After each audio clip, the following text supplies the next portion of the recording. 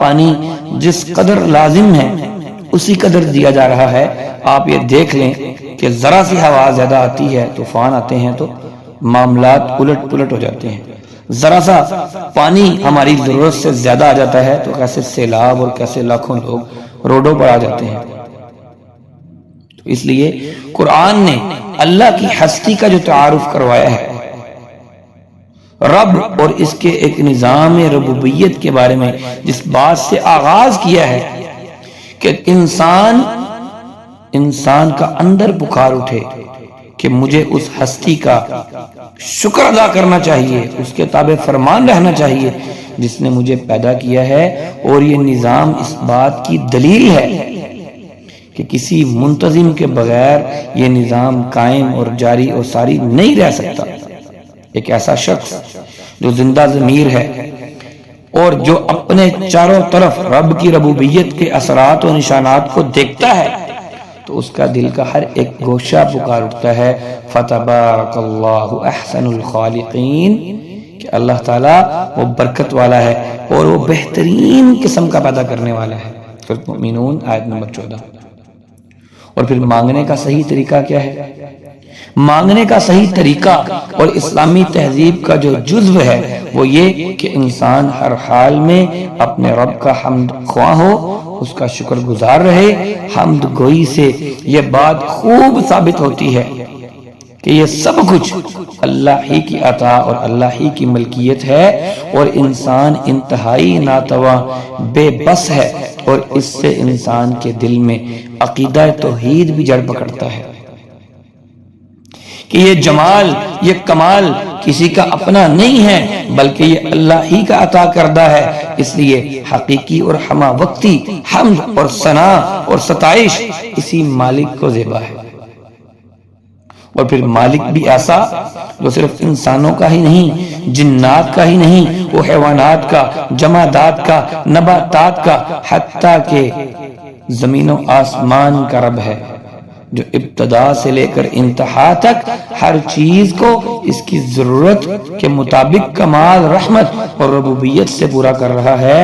اور حمد میں پھر دوسرے کی ذات کی بڑائی اور اس کی احسانات کا اعتراف اور قرآن میں پایا جاتا ہے۔ اور قرآن مجید کی ابتدا میں ہی انسان کو یہ باور کروایا گیا ہے کہ کائنات کا ذرہ ذرہ اپنے رب کی تعریف اور توصیف اور حمد و ثنا اور شکر کو بیان کرنے میں لگا ہوا ہے۔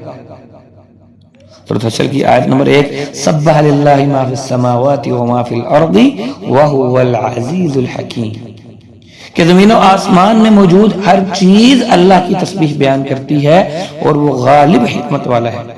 تو اے انسان، تو اشرف المخلوقات ہے، اور اشرف المخلوقات ہونے کی حیثیت سے تجھے مانگنے سے پہلے اپنے رب کا شکر، اس کی حمد، اس کی عنایت اور اس کی کا اعتراف کرتے ہوئے پہلے اپنا رب کا شکر ادا کرنا ہے، کیونکہ شکر گزار انسان ہی اصل میں تابع فرمان ہوا کرتا ہے۔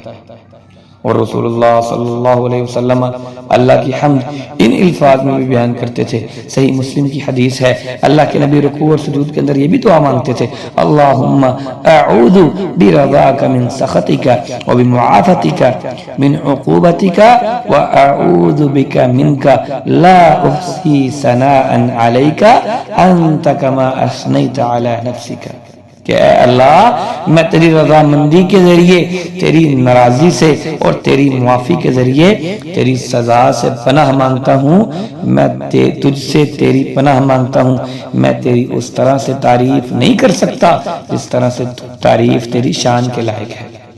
سبحان اللہ وبحمدہ عدد خلقہ ورضاء نفسہ وزینۃ عرشہ ومداد کلماتہ۔ صحیح مسلم کے اندر یہ دعا بھی موجود ہے کہ اللہ کے نبی فرمایا کرتے تھے، اے اللہ کی پاکی اس کی تعریف کے ساتھ، اس کی مخلوق کی تعداد کے برابر اور اس کی نفس کی رضا کے برابر اور اس کے عرش کے وزن کے برابر اور اس کے کلمات کے برابر۔ اب اس سے ہمیں سمجھ کیا آتا ہے؟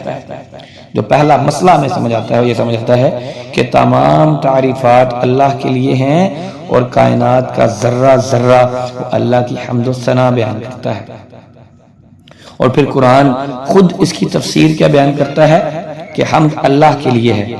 سورۃ انعام کی آیت نمبر 45 اللہ تعالیٰ فرماتے ہیں تمام تعریفیں اللہ تعالیٰ کے لیے ہیں جو تمام جہانوں کو پالنے والا ہے۔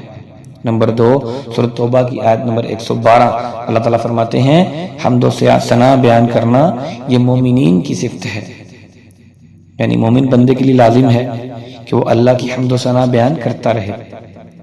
سورۃ فاطر کی آیت نمبر 55 اللہ تعالیٰ فرماتے ہیں صبح و شام اللہ کی حمد و ثنا بیان کرنے کا تم لوگوں کو حکم دیا گیا ہے۔ اور سورۃ رعد کی آیت نمبر 13 کے اندر اللہ تعالیٰ فرماتے ہیں بجلی کی کڑک اور فرشتے بھی اللہ کی حمد بیان کرتے ہیں، اور کائنات کی ہر چیز اللہ تعالیٰ کی ثنا خواں ہے۔ سورۃ بنی اسرائیل کی آیت نمبر 44۔ اللہ رب العزت ہمیں قرآن کو سمجھ کر اس پر عمل کر کے اپنے رب کے قریب ہونے کی توفیق عطا فرمائے۔ وآخر دعوانا ان الحمد للہ رب العالمین۔